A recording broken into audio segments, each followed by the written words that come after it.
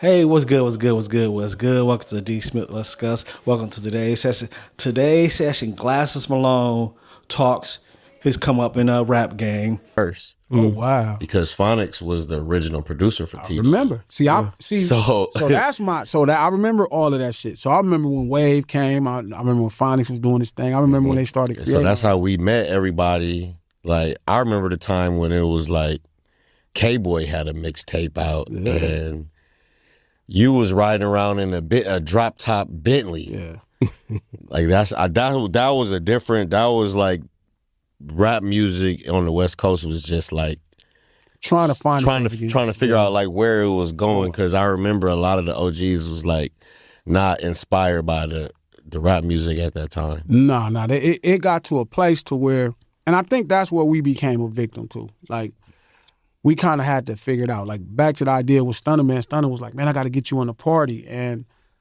you know him trying to figure out what would work here, and he was right because he took us to Scott. But Scott at the time, I think he just had a bunch of shit going on. His head wasn't in the game. Maybe I think he was, trying to figure out life. So we just never nailed it. But to his credit, he understood what was needed, and he was trying his best. But we was able to make some things happen without it. So we really had to kind of wait until the next birth movie, right? And shout out to obviously Ty. What became Mustard, what became League of Stars, and all the homies, because they started kind of creating this reiteration of what this new, how we were going to move, or what we were going to move to. Because I think we already figure out, I think when we talk about hip-hop, like the first B-Boys was already founded. They was off breaks, whether it was disco or funk breaks. Yeah. So I think people in the L.A. or on the West figured out how they was going to move, and now it was time for somebody to score how people were moving. Yeah. And that's where I give a lot of credit to, all of the Push Inc. brothers and all of the people from League of Stars and everybody. A lot of hits. Yeah. But more than anything, they cultivated the scene, because when we first started going out, so this is when I first meet Nip, when we all first started going out, we didn't really have nothing. Mm-hmm. It was like, really, it was just hyphy. And I remember, Nip used to have his Fuck Radio campaign. I remember that. And he used to have a T-shirt. And shit, I was like crying. I was like, he was so mad, bro. And that's what I love about that nigga, man. And this is what hurt the most. It's like, I remember, so he does a record with JR. JR wrote Oh, yeah. Is that Feeling Myself? Yeah. He did not want to do that song. He was so mad. I'm like, bro, the record, bro, he like, gee, man, fuck that. I'm like, bro, it's not that bad, dog. Like, he was not, he just felt like he compromised. And I'm like, bro, it's not that bad. Like, this don't. He used to get roasted for that. Bro, and I think it fucked with him. Yeah, because I don't think he wanted to do that. No, he didn't want to do it. He didn't want to do it, but I remember everybody's like, you need singles. If you're trying to be in the game. Because at that time, if you had a record deal, record companies market records. That's it. They don't market albums. Yeah. They don't market artists. They like, if you got enough records, we'll market you. Yeah. But if you don't got enough records. That was the Sean Kingston time, so he had records. Bro, right. Sean Kingston was running it up. Like, jeez. It was But, and I remember him just complaining about that. I remember meeting Nip, I'll never forget, bro. We had talked before, and then I pulled up. This is when it was Sloss and T still. He was out there like 20 deep with all his homies, and I jumped by myself. And he was just looking like, oh, this is a real East Side nigga. And we was just politicking, and I remember just saying how much I liked him. It's like, oh man, I'm fucking with this nigga forever. You know what I mean? Because he's like, I'm gonna buy this whole shopping center. And I remember hearing him say that. Now this is 2006, 2007. Mm-hmm. I'm thinking to myself, like, why did I'm not seeing the vision. Yeah. Because it's like, you talking about buying some in South Central, okay, nigga South Central. But he already could see where everything was going. Yeah. So he fucking that record, man, he used to be fucking hot about that shit. I'm like, bro, it's not that serious, fool. You gonna make another one? He's like, man, I ain't never making that shit again. Fuck with that was top though too. Topping it was hot topic. Like this. Radio did not do a lot of us favors at that time. I remember that time with the J-Rock too. Remember Lil Wayne. I remember it was the time, I think it wasn't no identity on the West Coast yet. I think it was still getting built. Cause we used to be frustrated, like, man, nobody likes the music, but then it wasn't no new identity. It started happening. We were in the midst of it happening and didn't even know it. I don't even think we were in the midst of it until Hyphy, because I remember that's where I got the big chip on my shoulder. It wasn't even before. It was when we started running around is when I got a chip on my shoulder. Like, man, people, I started becoming real like pro us, just on some, because I just see how hard it was, and then I would get on the airplane with this fool, and we'll go. I done been in like 42 states, you know what I'm saying, before I turned 31 or whatever, right? And everywhere we go to somewhere, be like, yeah, we trying to see what y'all think about this record. Well, is LA supporting it? That's it. That's how they would do you. That's the first question. If LA is supporting it, then I mean, come back when back when LA is behind it. It's like, what the fuck? Like, so mind you, remember from a musical space. So we in between, right? The G Funk era, or like the last bits of what would be G Funk, right? Because that's the East Siders. Yeah, that's what's 2000 Dubs? No, this East Siders second West Side Connection album. Really nothing had been happening. Like the door kind of got shut when Tupac died. When Tupac died, the door got shut, and then so you either had to be on the other side, or you just wasn't getting in. Or you was just big, like Snoop would do something with Pharrell, and it would be like crazy. Yeah. But that's me, it's fucking Pharrell. Yeah. He could do anything. So then now here's Chuck, right? Chuck comes in the door, right? And remember, Chuck is trying to figure his thing out, and then Fifth kind of helps, you know what I mean, with the brand and the records, and then boom, now here we are. And I just happened to be standing with him at the same time. And I had a dope producer who I didn't know nothing about. You know, Guido was somebody who, you know, he mixed Diddy for Paperboy. Mm-hmm. You know, this hit record. He was working with Rhythm D. So he was a DJ, and it was his time. And he was producing records, even the records he didn't produce, you know what I'm saying? He was even the records he didn't produce, he was putting them together. Yeah, he knew about making records when I still didn't know. I just thought of everything as a song. So all I had to do was market it by the time he was leaving. He was like, I'm done with this shit. I'm finna go to Atlanta, take care of my family. And the shit pops off. I market it, and I'm happen to standing next to what becomes the hottest nigga on the West, like, in a long time. Like, I don't think Game probably became the second hottest nigga to ever come out of the West behind Dog. Yeah. I don't think nobody else ever debuted. Not like that. Not like that. Like 600,000 or not something. Like 580 or something. And then Dog had like 8 something. You know what I'm saying? So like he became, and I'm standing right here. So it worked out. But again, you get this far without knowing nothing.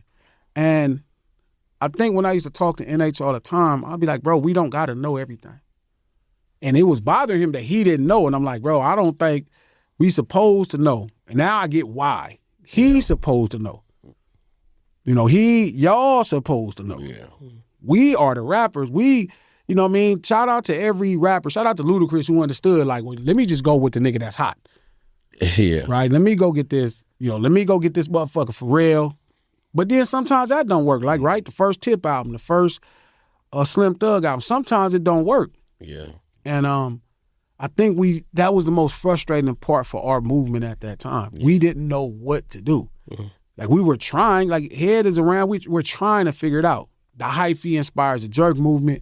The jerk movement becomes the birth of what became the ratchet movement, which gave us the next wave of shit. Mm-hmm. So, as we fast forward and we get to everything, it gives us, the internet changes the opportunities to me. Yeah. The internet became like you no longer needed to make things that people in the streets had to enjoy. You might could connect with different people all around the world with just an idea. Before that, you had to go through the party. Mm-hmm. In true hip-hop format.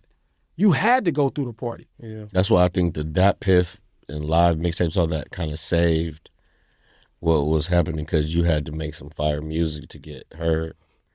And I feel like once everybody started getting their lane, YG, Kendrick, everybody was able to put out music and everybody was able to hear it in their own vibe. And that's what you got to hear when it came down during that trial period. There's a lot of artists that came out at that time. I actually hate the blog era. I absolutely hate for us, that builds that got us our name. But y'all some of the best people to me. Y'all make a good point, because YG was like, while he did benefit off the blogs, he was probably one of the last people to me that came through the streets. Yeah. Like, where his shit man, I used to watch his shit in a party. That's a big part of why I wanted to make a party song. Him and Problem, man, I be sitting in the club and I'm watching how people move and how they felt. And they say that everybody. I remember telling Head, like, man, I gotta have one of them. I cannot do this any longer without having that. And it started making me realize even what I thought of the streets was never actually street music.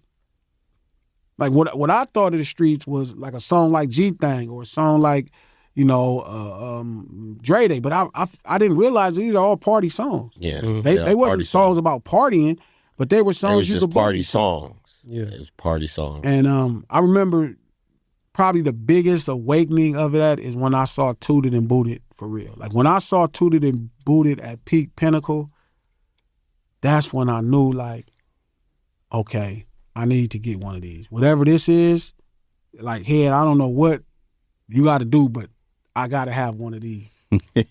This is what it is. And for the blogs to work, the first person I saw was Dom. Yeah. Mm-hmm. When I saw Dom, that shit happened. Like, I saw it, but I wasn't even paying attention because I'm so busy staring at YG, Joe, and Problem and shit because we going to all the parties. Mm-hmm. The Dom shit is happening right over there. And I'm not even looking. Like, I hear a song and tell me, oh, yeah, that nigga tight. I like that. Whatever. Whatever. And one day I looked up. I'll never forget, bro. In 2015, I'm in Cleveland. I'm doing a bunch of this crazy pilgrimage to understand hip-hop. And I'm in all these cities and states. This is crazy shit. Some crazy shit. I'm just going around, meeting niggas, hanging in the ghetto, just getting a feel. And Dot had just put out To Pimp a Butterfly. And I'm at the House of Blues in Cleveland. He got a show there, right? Now, mind you, he off a double platinum album and a platinum album, and he's at the House of Blues. And I remember just thinking, like, man, damn, nigga, you finally got it done. Nigga, this is cool. Nigga, da-da-da, I'm proud of you, da-da. So we chilling, whatever. So I'm like, all right, man, I'm going to get with you. I don't even stay for the show because I already saw the Pimp a Butterfly show. So I'm like, I'm going to go fuck with Dom. Dom is in Detroit. And Dom was doing a fucking room the same size. Mm-hmm. I was like, oh, shit. That's when it hit me like, oh no, this blog shit is different. Like, Dot, remember Dot is on the radio. Mm-hmm. He's already on the radio at this point. Dom, I'm not hearing shit from Dom on no motherfucking radio. Mm-hmm. This is when I really saw the power of blogs when it comes to West Coast artists. He's by far probably the biggest, is that fair to say? The biggest blog West Coast artist? Dot is. But it's weird because Dot been on the radio, so he kind of goes through the traditional system. Nah, Dot is a blogger. Yeah, I think he got birthed out of the blogs, but Dom is somebody that never been on, like, that's not his thing. He don't, like, no major label is working his record. Okay, that's fair, yeah. Fair. Dot definitely got birthed out of the blogs into his deal. Yeah. But I'm saying he got a deal, right? We hear Interscope and everybody work, swimming pools and all of the and dope songs. I think Dom never wanted to. He definitely could have. He definitely could have. But mine is he turned it wanted down. To or not to. That motherfucker was doing the same rooms. Yeah, he was. Yeah. And that's when it hit me like. Yeah, he was doing them theaters and shit. Because I knew who he was already, but I'm not knowing. You know what I mean? I'm not knowing. And I go to that show in Detroit, and that room he doing a room the same size. Like this Detroit place is. I'm looking like, what the fuck is happening? That's why I think I called back. I was like, hey, this internet shit is real.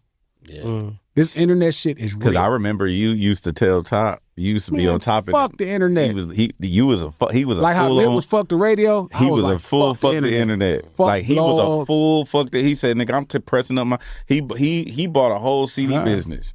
It was like, nigga, we pressing up CDs, we giving them to the bootleggers, we at the swap meets. He had his own distribution chain throughout the swap meets all across the work too.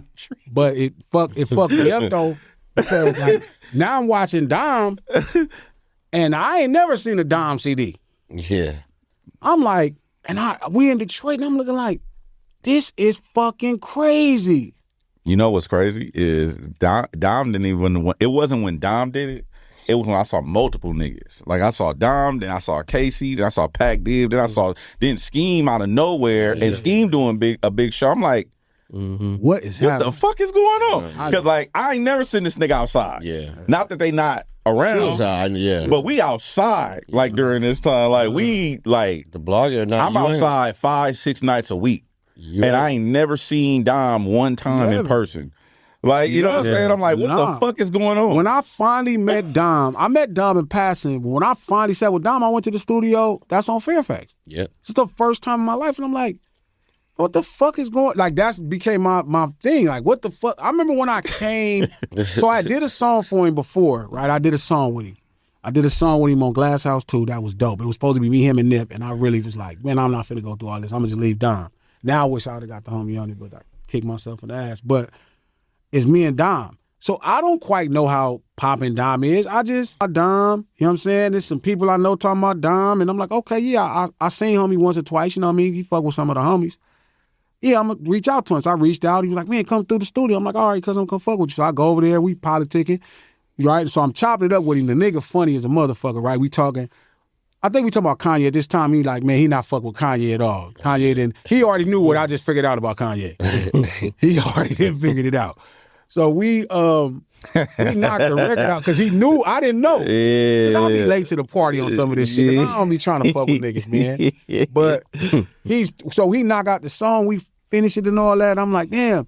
So now I still don't know because I ain't never been to a Dom show. I never been to a Dom event. He was just a nigga around the way that I knew was doing this thing. It wasn't quite where we was at, but it was. The young girls was talking. Yeah. Rachel put me up on Dom. This a young lady that hoop and shit. You know what I mean? And she's like, yeah, you need to do something with Dom Kennedy. I'm like, I know who he is. You think so? She's like, yeah. So I was like, okay. So I reached out to Dom. Me and Head went over there. Head conversation's funny. I'm going to tell you about that shit. He got to tell you about it because he was here to talk us. So we go. He knocked out the song. Song dope, right? I like it. I'm like, man, I like this nigga. Still not knowing. Because I'm in Detroit and I see this show because his room is the same size as Dot room. Because I say, oh, shit.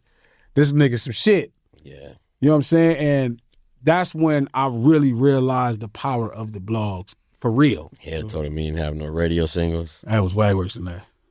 You don't even want to know. There's another time.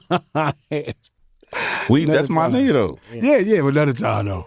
Because I don't want, because they'll clip that. Yeah. My shit for some reason to get clipped crazy. Yeah. I don't want to have to deal with trying to figure no dumb shit out. So yeah, what do you guys think about the blog era? A lot of stars came out of that era, and I think that era was the last superstars you will see.